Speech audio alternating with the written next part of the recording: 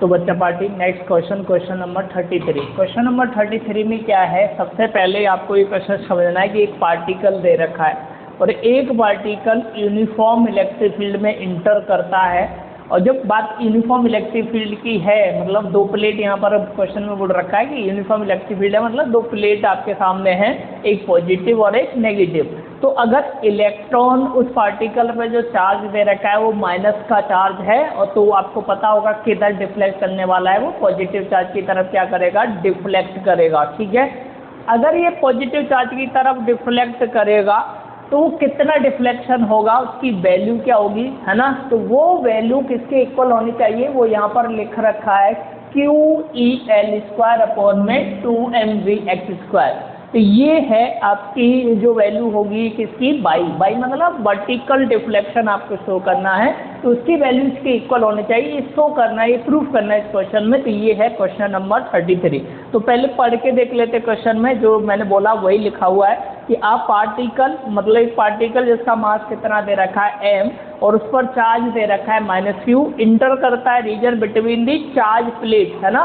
मतलब दो प्लेट दे रखे हैं, दोनों पर चार्ज होगा, एक पर माइनस और एक पर पॉजिटिव। तो along x axis with speed दे रखा है उस पार्टिकल की कितनी, vx, और ये बोल रहा है कि the length of vertical deflection particle at the far edge of plate is, यानी उसका जो डिफ्लेक्शन होगा वो इसके इक्वल होना चाहिए। ये चीज़ आपको यहाँ पर क्या करना है, प्रूफ करना है। तो जितना हमने पढ़ा उतना हम लिख लेते हैं। तो सबसे पहली बात यहाँ पर सॉल्यूशन में जैसे ही आप जाओगे तो आप एक छोटा सा डायग्राम ड्रॉ कर सकते हैं कि हमने यहाँ पर मान लो दो प्लेट ले ली, है ना। तो एक प्लेट पर मान लो एक प्लेट ये दे रखी है और एक प्लेट हमने ये ले लिया।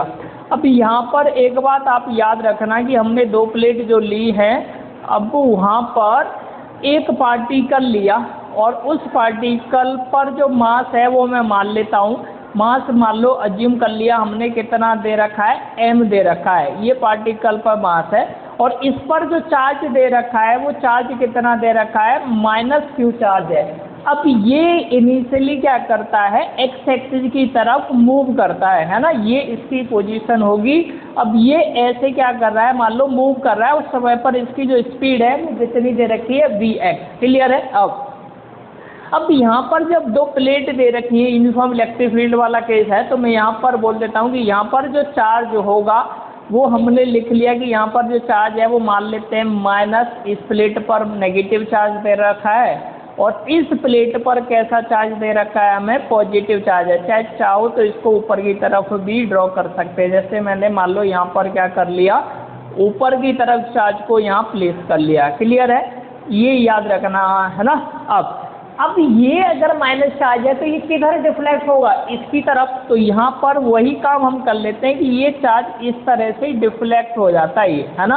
अब यहाँ डिफ्लेक्शन हो रहा है, अब आपको क्या करना है कि भाई आपको जो शो करना है वो ये लेंथ, यानी ये डिफ्लेक्शन शो करना है, ये अब आपको याद रखना है। ठीक है, ये डिफ्लेक्शन आपको क्या करना है, और इसको मैं लिख लेता हूँ, है ना, बाई बोल सकते हो। मान लो आप डिफ्लेक्शन वर्टिकल है तो हम बाई मान लेंगे, ये एक्स एक्सिस हो गया इधर और ये वाला हमने वाई से लिखा हुआ है। और ये भी ध्यान रखना, ये आपका क्या है, यूनिफॉर्म इलेक्ट्रिक फील्ड वाली बात है, ये ध्यान रख लेना, है ना। अब सबसे पहली बात मुझे y निकालना है, तो कौन सी इक्वेशन मुझे यूज करना है ये मुझे पता होना चाहिए, है ना। तो अब यहाँ पर सबसे पहले बात हम करते हैं कि डिस्टेंस की एक इक्वेशन होती है जो हमें पता है, जो फॉर्मूला आपको पता है उसको हम लिख लेते हैं कि भाई डिस्टेंस के लिए आपके सामने जो इक्वेशन है, तो सबसे पहले मैं यहाँ पर जो इक्वेशन यूज कर रहा हूँ वो है सेकेंड, यानी मैं बोलूँगा कि आपकी जो इक्वेशन होगा, आप बोलोगे डिस्टेंस अलोंग बाई एक्सिस, यानी मैंने एस वाई से लिखा, और ये इक्वेशन नंबर सेकेंड हम लिख रहे हैं। तो यू बाई टी मतलब वेलोसिटी जो होगी इनिशियल वो अलोंग टू वाई एक्सिस क्या होगी, विद टाइम, प्लस और क्या आएगा यहाँ पर, आप लिखेंगे acceleration along a vertical direction या बाई एक्स इनटू में टी स्क्वायर। इस इक्वेशन का हमें क्या करना है, यूज करना है, और यहाँ पर मैंने मान लिया ये इक्वेशन नंबर 1। अब बात करते हैं यहाँ पर एक और चीज़, एक जनरल फॉर्मूला आपने पढ़ा था फोर्स का, है ना। तो मैं यहाँ पर एक फोर्स का फॉर्मूला लिख लेता हूँ जो सब बच्चों को पता होगा। वो लिखने के बाद वहाँ से हम ए की वैल्यू निकालेंगे। तो सबसे पहले मैंने फॉर्मूला लिखा कि भाई ए एफ इजिकल टू जो होता है वो क्या होता है in term of electric field, तो हम इसको बोलते हैं ये इक्वल होता है क्यू ई के, है ना, फोर्स या ई इजिकल टू बोल सकते हैं ना फोर्स अपॉन चार्ज। तो मैंने एफ निकाल लिया, क्या हो गया क्यू ई। अब एफ का जनरल फॉर्मूला पता ही है एम ए होता है। अब यहाँ से मुझे ए मिल जाएगा, यानी ए की वैल्यू मेरे सामने क्या आ गई क्यू ई अपॉन में एम वैल्यू मुझे मिल गया ए की, और इस वैल्यू को कहाँ फर्स्ट वाली इक्वेशन में हम क्या करेंगे यूज कर सकते हैं, ए मिला। अब इसके बाद एक और चीज़ देखो, यहाँ पर साथ के साथ इस इक्वेशन में ए वाई मैंने निकाल लिया है, टाइम जो है वो निकालना पड़ेगा। तो यहाँ पर एक चीज़ आप समझना कि इसकी लेंथ दे रखी है ना, यहाँ से यहाँ तक जो लेंथ है वो आपको दे रखी है कितनी, कैपिटल एल से मान लो वो हमने रिप्रेजेंट कर लिया, ये लेंथ है, और स्पीड भी मुझे पता है तो मैं टाइम निकाल सकता हूँ, है ना।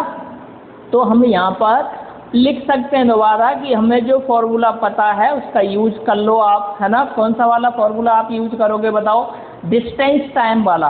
तो डिस्टेंस और टाइम वाला जो फॉर्मूला होता है वो क्या है, तो वो हम यहाँ पर लिख लेते हैं कि टी इजिकल टू, टी मतलब टाइम, ये फॉर्मूला होगा डिस्टेंस अपॉन में क्या अप्लाई करोगे आप स्पीड, है ना, और स्पीड भी अलोंग टू एक्स एक्सिस, ये याद रखना speed along to x axis. इसको लिखो या मत लिखो, स्पीड लिख सकते हैं। तो अब यहाँ पर देखो आपके सामने टी की जो वैल्यू मिल जाएगी, डिस्टेंस कितना हो जाएगा कैपिटल एल, लेंथ दे रखा है उसकी जो पास आउट करेगा, और स्पीड दे रखा है वी एक्स। इसको मान लो आप इक्वेशन नंबर क्या मान लेते हैं हम, ये इक्वेशन मान लिया हमने थर्ड, और इससे पहली वाली जो इक्वेशन थी, इससे पहले वाली इस इक्वेशन को भी मान लेते हैं, ये इक्वेशन हमने मान लिया सेकंड। तो आप अब देखो इक्वेशन सेकंड और थर्ड इसको आप पुट कर दो इक्वेशन नंबर 1 में। एक और चीज़ याद रखना, अब यहाँ पर देखो कि ये जो मोशन हो रहा है इधर,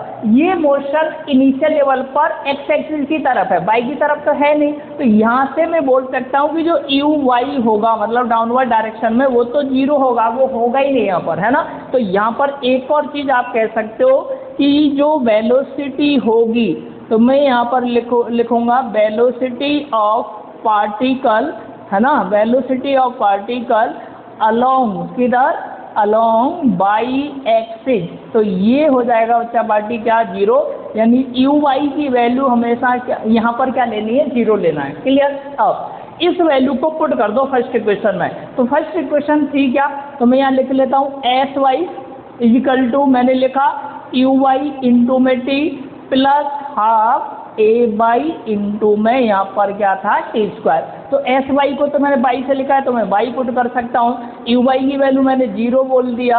अब यहाँ पर देखो हाफ एज इट रहेगा, ए वाई की जगह पर equation number second Q E upon में क्या पुट कर सकते हैं हम, यहाँ लिखो क्यू ई अपॉन में एम, ये हो गई आपकी ए वाई की वैल्यू, इंटू में टी की वैल्यू क्या है थर्ड इक्वेशन एल अपॉन में वी एक्स। तो आप इसको भी बच्चा पार्टी यहाँ पर एल अपॉन में वी एक्स क्या कर देंगे हम पुट कर सकते हैं। अब यहाँ पर देखो इसका स्क्वायर भी लगाना, अब इसको सॉल्व कर लो तो बाई की वैल्यू जो मिलेगा ये तो जीरो ही हो जाएगा, ये बचा आपके सामने हाफ, ये हो गया क्यू ई इंटू में एल स्क्वायर, और अपॉन में आपका क्या हो जाएगा एम वी एक्स, ये है आपकी वैल्यू। और इसको एक स्टेप और आगे लिखोगे, जीरो हटा देंगे तो बाई की वैल्यू मिल गई आपको हाफ, है ना, Q E L square upon में क्या है 2m। इसको यहाँ पर लिखना एक बार जल्दी से, हम क्या लिखेंगे एम वी एक्स, ये था आपका बाई की वैल्यू जो आपको क्या करना था इस क्वेश्चन में प्रूफ करनी थी। यानी जो डिफ्लेक्शन होगा किधर वर्टिकल, यहाँ पर देखना है कि इधर ये जो डिफ्लेक्शन हो रहा है ये कितना होगा, तो वो क्वेश्चन में यहाँ दे रखा था Q E L square upon में 2m वी एक्स का स्क्वायर, वी एक्स का स्क्वायर, वो वैल्यू हमने यहाँ पर कैलकुलेट कर लिया। तो ये था आपका डिफ्लेक्शन की कोई चार्ज पार्टिकल जब वो इंटर करेगा दो प्लेट के बीच में, मतलब यूनिफॉर्म इलेक्ट्रिक फील्ड में, तो पॉजिटिव चार्ज की तरफ डिफ्लेक्ट होगा, कितना डिफ्लेक्ट होगा तो वो ये वैल्यू है। तो ये था क्वेश्चन नंबर 33। आज के लिए तो नहीं, नेक्स्ट टाइम, धन्यवाद।